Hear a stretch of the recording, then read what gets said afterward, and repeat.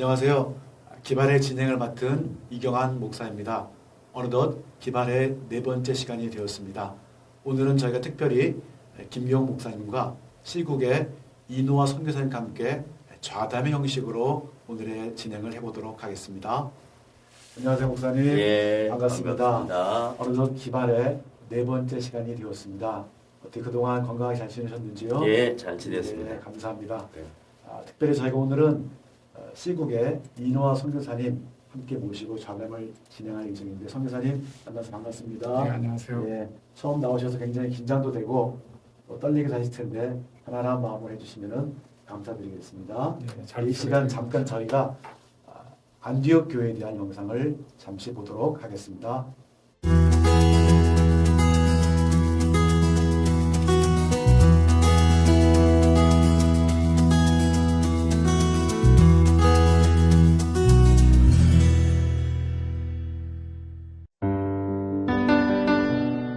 터키의 남부 도시 안타키아는 제자들이 그리스도인이라고 처음 불렸고 바울을 선교사로 파송해 세계 선교를 시작한 안디옥 교회가 있는 성경의 수리아 안디옥입니다. BC 300년에 알렉산더 대왕의 후계자인 셀레우코스가 세운 도시이며 로마 시대 수리아의 수도로 로마 제국 3대 도시 중 하나였습니다. 바울 시대의 유적으로는 실피우스 산 중턱에 세워진 동굴교회가 있고 바울을 파송한 안디옥 교회를 베드로가 이어서 목회한 것을 기념하는 장소로 유대인과 이방인이 한 장소에서 예배드렸던 최초의 교회입니다. 바위산 중턱에는 곳곳에 구멍이 남아있는데 안디옥 성도들은 로마 시대 박해를 피해 몰래 숨어서 예배를 드렸고 이런 복음의 열정이 동굴교회에만 머물지 않고 세계 선교를 향해 첫 출발을 내딛게 하였습니다. 네, 저희가 안디옥 교회에 대한 영상을 잠깐 살펴보았습니다. 사실 이 수리아 안디옥 교회가 생기게 된 이유는 예루살렘 교회에 큰 핍박이 생기면서 수리아 안디옥 교회가 생기게 되었는데, 이 시간 목사님, 수리아 안디옥 교회가 어떻게 시작이 되었고 그 교회가 이방 선교 전초기지가 되었는지에 대한 역사적 배경들을 잠시 설명해 주시면 감사하겠습니다. 예, 오늘 영상 촬영하기 전에 소개된 이노아 선교사님은 시국에서 오랫동안 선교 사역을 감당하셨고 시국의 다양한 문제들로 인해서 잠시 귀국해 있었는데 이 기발 4회분 방송 촬영에 함께 임할 수 있게 돼서 너무 감사하게 생각합니다. 네, 반갑습니다. 특별히 이방의 최초 교회이고 그리고 세계 선교의 전초 기지가 된 안디옥 교회를 소개할 때 선교사님으로 사역하고 계시는 안 선교사님과 함께 이 내용을 나눌 수 있게 돼서 더욱더 큰 의미가 있다 생각합니다. 왜냐하면 선교의 주체는 하나님이십니다. 이 하나님께서 안디옥 교회를 세울 때 그 세우기 전 역사적 배경들이 있습니다. 그 역사적 배경은 예수님 오시기 약 286년 전에, 그러니까 BC 286년이라고 하겠죠. 그때 헬라 제국이라는 나라가 전 세계를 지배하는 막강한 제국이었습니다.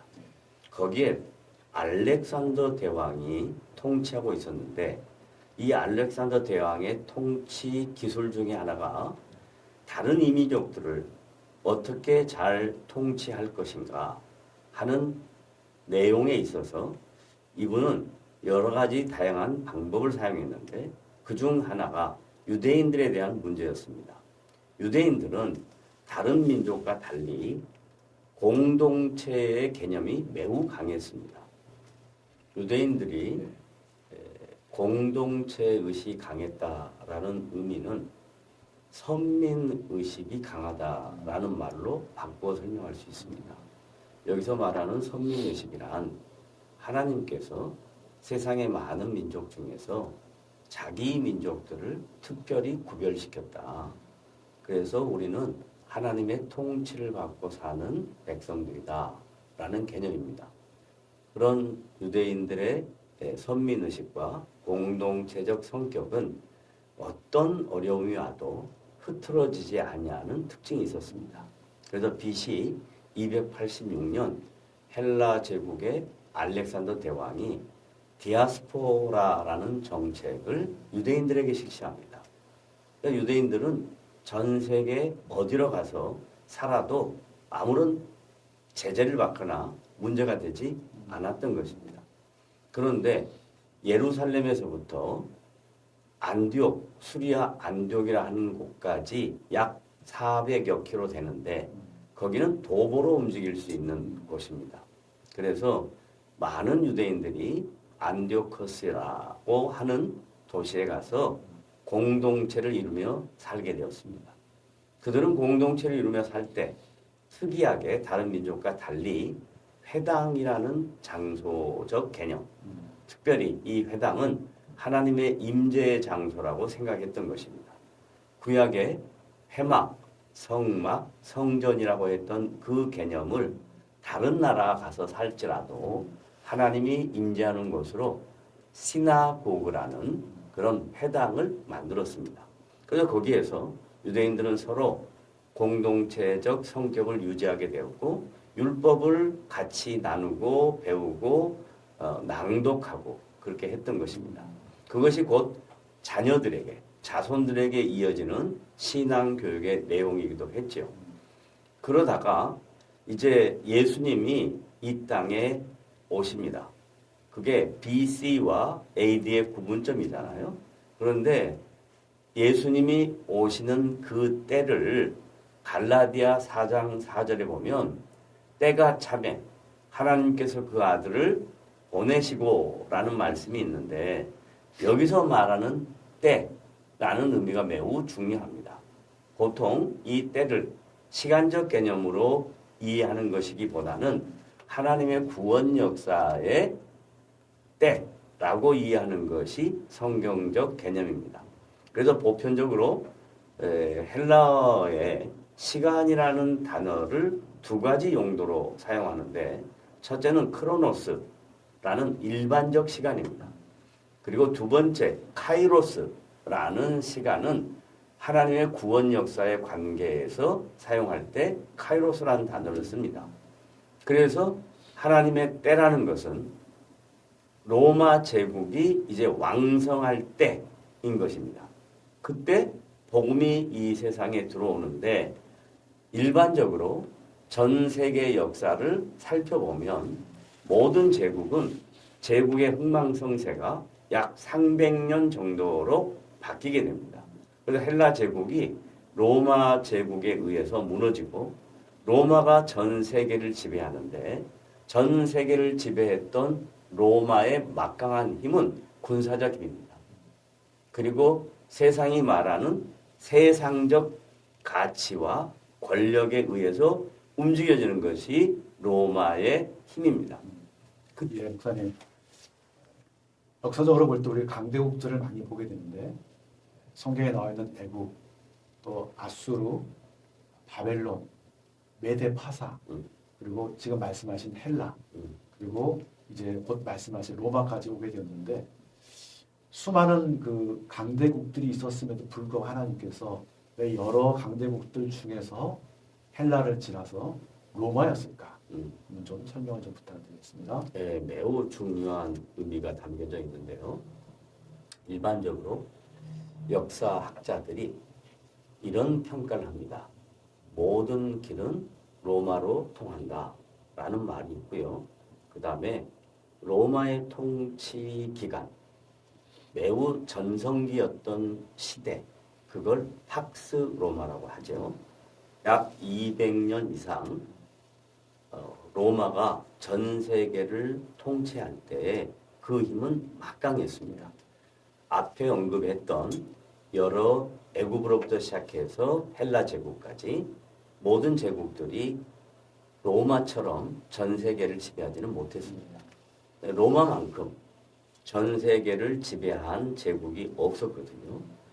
그래서 이 세상의 힘을 상징할 때, 이 세상의 권력을 의미할 때 로마 제국을 의미합니다.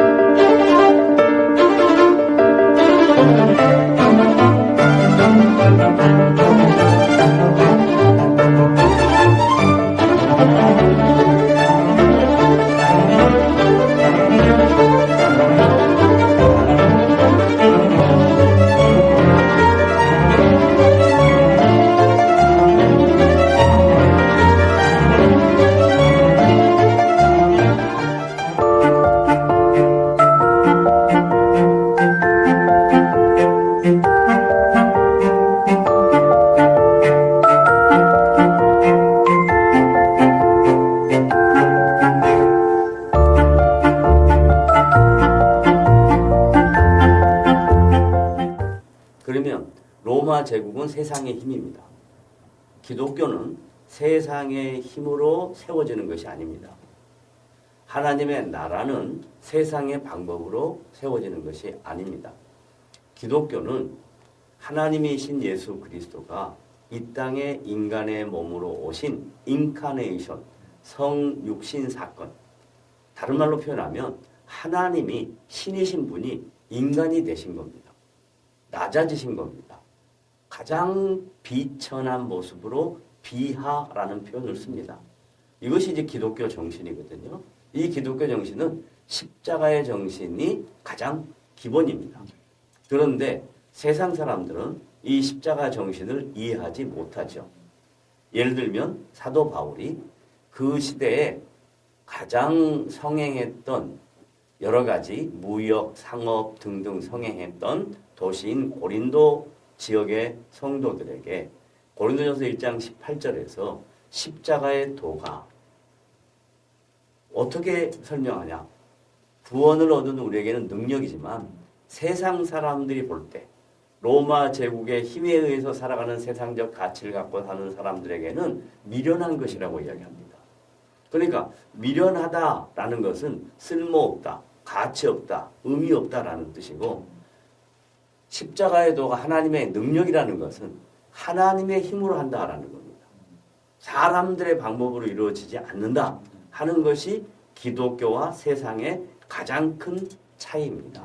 그래서 로마 제국 때 하나님의 구원의 때가 맞다라고 하나님께서 그의 아들 예수 그리스도를 이 땅에 구약에 예언한 모든 선지자들의 예언을 성취하신 것이 바로 로마 시대인 것입니다. 그렇군요. 예. 예루살렘 교회가 로마의 핍박을 이제 받게 되지 않습니까? 예. 정말 안타깝고 참 큰 어려움에 이제 예루살렘 교회가 봉착이 안 돼. 그 뒤로는 어떻게 어떻게 됐습니까? 예. 예루살렘 교회에 다가온 로마 제국의 핍박은 지난번 방송했던 것처럼 외부적 요인이 있었고 내부적 요인이 있었습니다. 예. 그 요인에 의해서 이제 초대 교회인 예루살렘 교회 성도들이 예. 약 300년 전에 인간의 힘에 의해서 디아스포라 된 것처럼 이번에는 마치 인간의 힘에 의해서 디아스포라 된 것 같이 보여지지만 현실적으로 그러나 내면적으로 상황적으로 보면 성령의 놀라우신 역사의 일환이라고 생각하면 됩니다.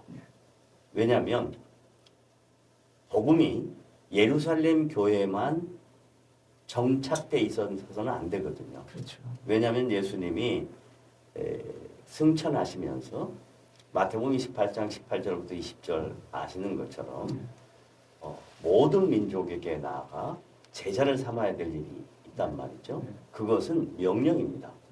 그 명령이 방법으로 뭐가 사용되어지냐면 로마, 팍스 로마의 세상의 힘으로 사용되어집니다. 이거 아주 아이러니하죠. 그런데 성령은 예루살렘 교회 성도들로 하여금 안디옥으로 가게 합니다.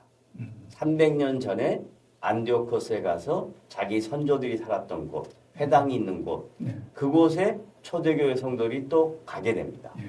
그러니까 혈통적으로 유대인이라는 사람들이 지역적으로 안디옥이라는 곳에 가서 300년의 차이를 두고 그 회당에서 다시 만나게 됩니다.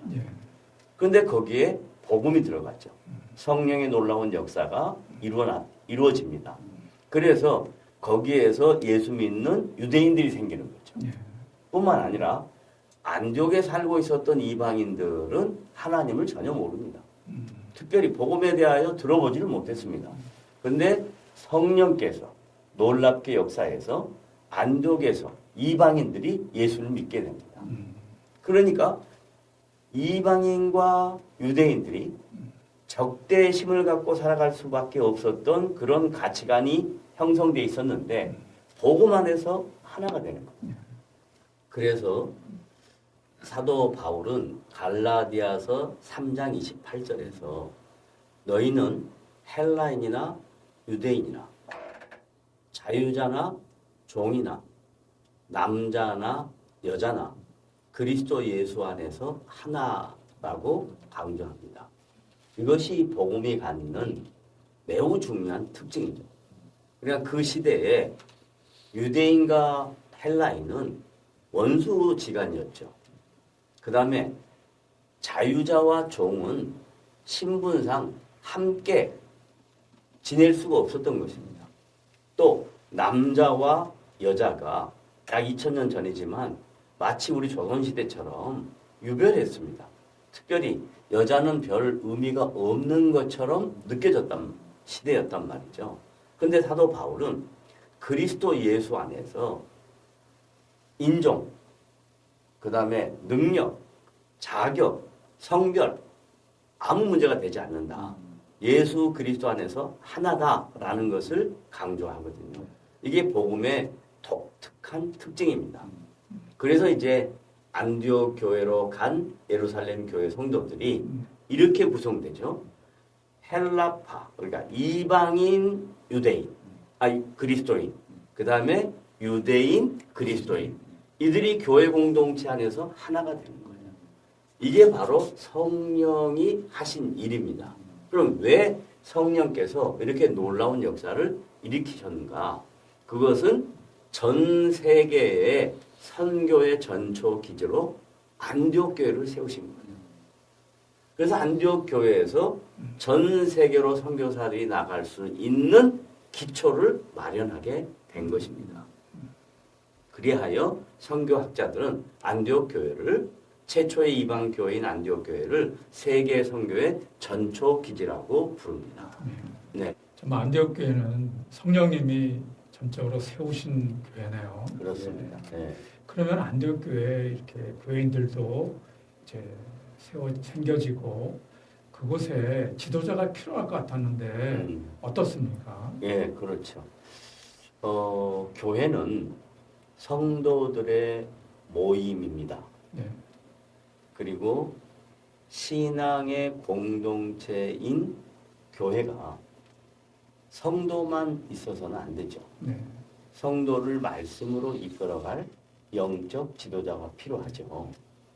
그래서 예루살렘 교회가 바나바라는 선교사를 안디옥 교회의 영적 지도자로 화송을 합니다. 그러니까 예루살렘 교회가 있었기 때문에 안디옥 교회가 더욱 굳건하게 세워질 수 있는 근거가 되는 거죠. 예. 그래서 바나바라는 인물에 대해서 우리가 잠시 생각을 해보아야 합니다. 예. 왜냐하면 많은 성도들이 바울이라는 이름은 많이 들었는데 바나바라는 이름은 많이 못 들어봅니다. 그래서 제가 이건 개인적인 에피소드인데요. 약 36년 전에 하나님의 은혜로 바나바 선교회라는 것을 세워서 복음 사역에 조금이라도 보탬이 될 수 있도록 저를 그리고 여러 지체들을 사용하셨는데 바나바 선교회를 소개하려고 어떤 교회를 갔다가 바나바 선교회의 김경 목사입니다. 그랬더니 저를 소개하는 사회자가 바나나 선교회 김경 목사입니다. 이렇게 하셨습니다. 그만큼 교회의 사회를 보시는 분 정도라면 신앙생활을 오래 하신 분이었을 텐데도 불구하고 바나바에 대해서 잘 모릅니다. 근데 성경은 바울에 대해서는 구체적으로 설명하지 않지만 그 사람이 어떤 사람인가에 대해 설명하지 않지만 바나바에 대해서는 정확하게 설명을 합니다. 그래서 바나바에 대한 영상을 보시고 난 다음에 이어서 하도록 하겠습니다. 예, 좋습니다. 예.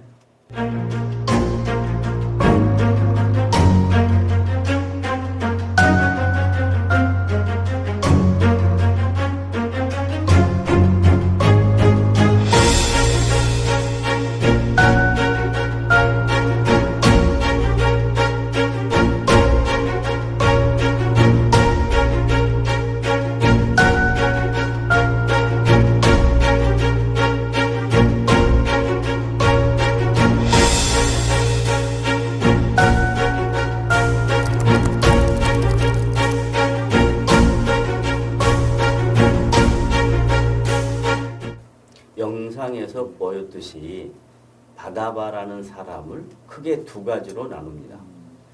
사도행전 11장 24절이죠. 바나바는 착한 사람이요. 첫 번째입니다. 두 번째, 믿음과 성령이 충만한 사람이다. 라고 합니다. 그래서 이 바나바가 안디옥 교회의 영적 지도자로 파송돼서 갈 때 바나바의 마음속에 이런 생각을 합니다. 안디옥 교회를 섬길 때에 혼자 섬기는 것보다 동역하는 게 좋겠다라고 생각합니다. 이것은 하나님의 나라의 매우 중요한 원리 중에 하나입니다. 하나님의 나라는 한 사람에 의해서 세워지지 않습니다. 다른 말로 표현하면 특별한 슈퍼스타가 필요 없다라는 얘기입니다. 하나님의 나라는 함께 세워지는 겁니다. 그래서 바나바가 착한 사람이다라고 할 때 자신의 부족함이 있다는 것을 인정하는 겁니다. 자신의 부족함에 그것을 함께 동역할 수 있는 지체가 누굴까라고 생각하다가 다소에 있는 사울을 만나러 갑니다. 여기서 말하는 사울이란 바울입니다. 바울을 만나러 가서 바울에게 권유합니다. 내가 예루살렘 교회에 파송을 받은 선교사로 안디옥 교회 성도들에게 하나님의 말씀을 증거하고 교회를 세워가는 일에 쓰임 받아야 될 도구인데 나 혼자 가서 하는 것보다는 함께 가는 게 좋겠다라고 권유를 합니다. 네. 이건 참 어려운 결정입니다. 왜냐하면 보편적으로 사람들은 자기를 드러내기를 좋아하고 그것이 삶의 가치처럼 생각을 합니다. 근데 바나바는 자기가 드러난 것이 아니라 하나님의 나라, 그리고 교회의 유익, 그리고 주님이 기뻐하시는 일, 이것을 위해서 바울을 동역하자고 권유하죠. 그래서 착한 사람입니다. 두 번째, 믿음과 성령이 충만한 사람이다 라는 말은 그의 삶의 모든 중심이 하나님 중심이었다라는 뜻입니다. 성령이 충만하다 할 때 많은 분들이 오해를 하는데 무슨 뭐 특별한 음성을 듣는다든지 무슨 특별한 무슨 글을 쓴다든지 이런 것이 아니고 성령이 충만하다라는 것은 하나님의 말씀에 초점을 맞추고 그리고 자기의 삶에 하나님의 나라가 펼쳐져 나가는 일에 흘러 넘치는 사람이다 이런 뜻입니다. 그러니까 바나바에 대해서 지금까지 잘 몰랐지만 이번 기회를 통해서 바나바는 누구인가? 그는 착한 사람이었다. 그는 믿음과 성령이 충만한 사람이었다라는 것입니다. 이런 사람이 함께 합심해서 안디옥에서 1년간 목회를 합니다. 그리고 거기에서 목양을 통해서 성경에 그리스도인이라는 말이 처음 나오는데 안디옥 교회의 성도들을 향해서 성경에서 그리스도인이라고 얘기합니다. 최초의 그리스도인입니다. 다른 말로 말하면 그들은 아까 얘기했듯이 갈라디아 3장 28절 말씀처럼 그리스도 예수 안에서 하나인 것을 실천했던 사람입니다. 그래서 그들을 그리스도인이라 이렇게 명했고요. 그리고 이제 안디옥 교회가 전 세계에 복음을 증가하는 통로로 사용되어지고 전초 기지가 됐던 것입니다.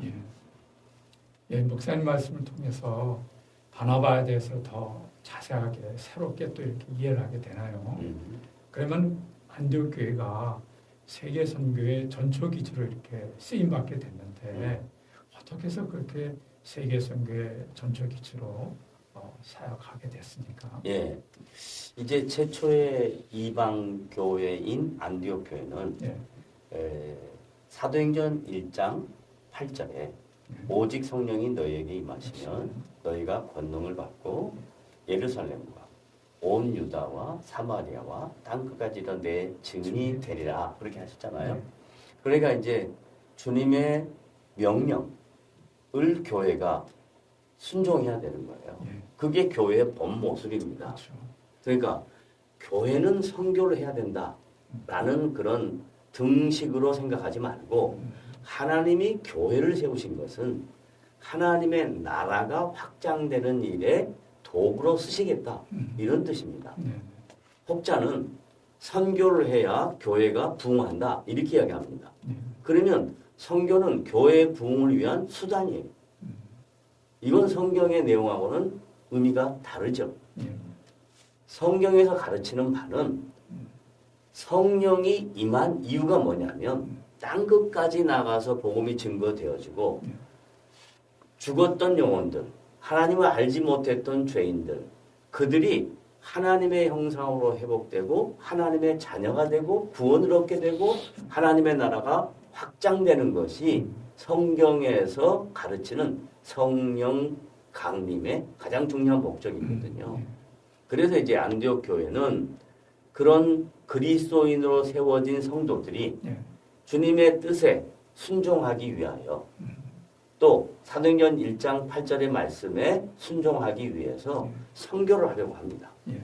그런데 선교를 할 때 제일 먼저 뭘 했느냐 이게 중요합니다. 선교에는 사람이 필요하고 돈이 필요하죠. 당연히 그렇게 필요하죠. 그러니까 대부분 다 선교를 하려고 하면 누구를 선택해야 되냐 이렇게 합니다. 그렇죠.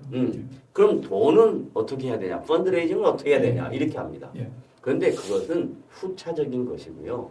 가장 중요한 건 뭐냐면 안디옥 교회는 선교사를 파송하려고 할 때 그들이 했던 행위가 금식과 기도입니다. 여기서 금식과 기도다 이 말은 종교적 행위의 의미가 아니고 금식과 기도를 통해서 하나님의 뜻을 묻는다라는 겁니다. 하나님이 원하시는 게 무엇인가를 찾는다는 겁니다. 네. 그러니까 선교의 가장 중요한 시작은 이것이 하나님이 우리에게, 우리 교회에게, 나에게 요구하시는 것인가 하는 것이 가장 중요합니다. 네. 그런데 대부분 내가 결정을 하고 내가 판단을 하고 내가 열심을 내서 가고 내가 가서 나의 일을 이루고 이것을 마치 선교처럼 착각을 하고 오해를 하는 경우가 지금 우리가 살고 있는 시대의 선교의 아픈 모습입니다. 선교는 열매가 없어도 됩니다. 왜요? 왜냐하면 그 열매는 하나님이 하시는 거예요. 바울이 이렇게 얘기하죠. 나는 심었고 이것은 기초를 했다는 얘기입니다. 아볼로는 물을 주었고 영양분을 주었다는 겁니다. 그런데 오직 자라나게 하시는 것은 하나님이세요. 한 영혼이 구원받고 한 영혼이 말씀으로 세워져 가는 것은 성령의 역사예요. 네. 사람은 도구일 뿐입니다. 그러니까 안디옥 교회가 세계 선교의 전초 기지 또 모델이 되었던 것은 그들이 선교사를 파송할 때 주님의 일에 동참할 때 가장 중요하게 여겼던 게 금식과 기도였다.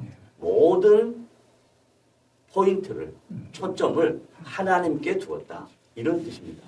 그래서 안디옥 교회를 우리가 생각을 해보았는데 안디옥 교회는 지금 교회의 모습이 과거에 있었던 모습은 아니지만 영상에 보면 동굴에 초대교회 성도들이 숨어서 신앙생활 했던 것이 지금도 유물로 남아 있습니다. 그렇다면 교회의 크고 작고의 문제는 전혀 문제가 되지 않습니다. 성도가 많냐 적냐 더더욱 문제가 되지 않습니다. 교회는 하나님이 원하시는 주의 말씀이 선포되어집니다. 선포되어진 말씀을 성도들이 삶 속에서 순종하느냐. 그 중에 선교를 우리에게 맡겼다면 선교를 감당할 때 정말로 하나님의 뜻에 맞게 하나님이 요구하시는 것에 반응하느냐. 이것이 중요합니다. 그러므로 안디옥 교회를 우리가 살펴본 이유는 안디옥 교회는 이방의 첫 교회이고 그리고 그리스도인이라는 이름이 처음 불려진 곳이고 그리고 세계 선교의 전초 기지가 되었던 곳이기 때문에 안디옥 교회를 이렇게 구별시켜서 살펴본 것입니다. 예, 목사님 말씀 듣고 보니까 정말 선교란 하나님이 시작하시고 하나님이 이루어가시고 하나님이 완성하신다는 것을 다시 한번 또 이렇게 느끼게 되나요? 제가 선교 현장에서 이렇게 있으면서 때로 선교의 열매 때문에 참 안타까워하고 혹은 또 그 선교의 열매가 있다고 하는 것으로 인해서 또 하나님을 또 잃어버리는 또 그런 때도 있었는데 다시 한번 제 자신을 이렇게 돌이켜보고 참 이런 선교의 안디옥 교회가 이뤘던 그 선교의 원리가 오늘 우리 선교사들에게도 그대로 살아있어서 하나님 기뻐하시는 선교가 계속해서 일어나기를 소망하는 마음을 갖게 됐습니다. 아, 맞습니다. 예, 그렇게 되어야죠. 네. 예. 감사합니다. 네, 오늘의 자담 형식을 통해서 우리가 새롭게 깨닫게 된 것은 복음의 역사, 이방 선교가 안디옥 교회를 통하여 시작이 되었고 전파되었고 전 세계로 전파되어 가는 것을 저희가 확인하게 되었습니다. 이 사실들을 바라보면서 교회와 선교의 사역은 사람이나 사람의 열심으로 되는 것이 아니라 성령 하나님께서 이 모든 일을 시작부터 과정과 마지막까지 이루시는 분이심을 저희가 새롭게 깨닫게 되었습니다. 복음이 강대국을 통하여 어떻게 계속해서 전파되고 있는지 잠시 우리가 영상을 통해서 보도록 하겠습니다.